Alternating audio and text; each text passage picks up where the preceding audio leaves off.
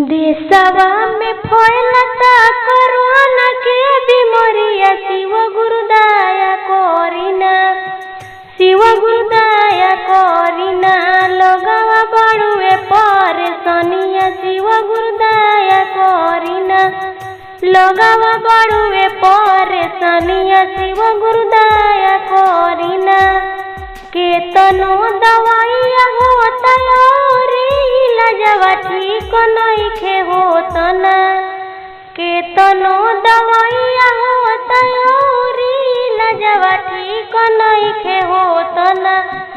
शिव गुरु चलिए जाता जनवा ठीक नइखे होतना, शिव गुरु चलिए जाता जनवा तनि दया करीना, शिव गुरु चलिए जाता जनवा तनि दया करीना।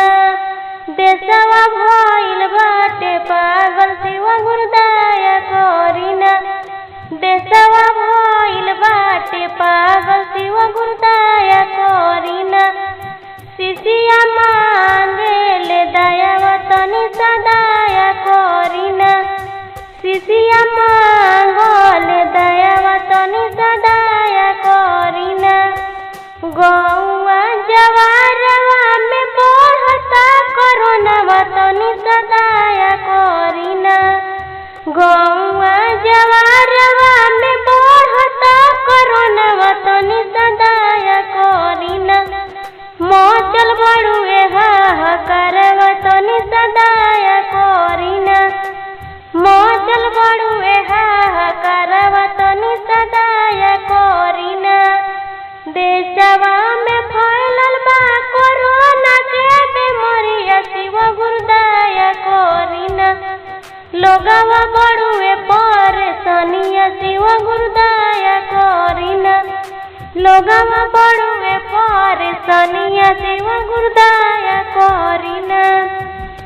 देशवा कहेला तू घर ही में रही हो बहर जानी जई हो ना, लोगवा कहेला तू घर ही में रही हो बहर जानी जई हो ना।